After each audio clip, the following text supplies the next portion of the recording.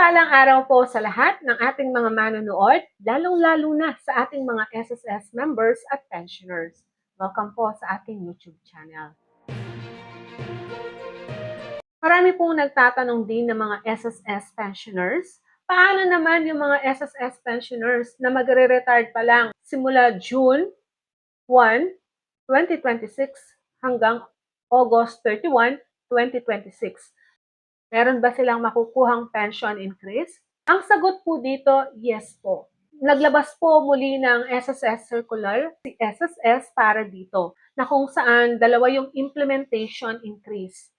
Yung una, yung mga pensioners na as of May 31, 2026, June 1, 2026, ang pagtaas o implementation increase ng kanilang pensyon.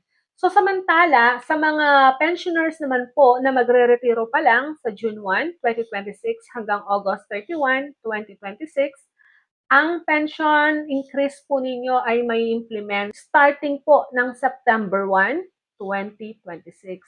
So kasali pa rin po kayo sa SSS pension increase.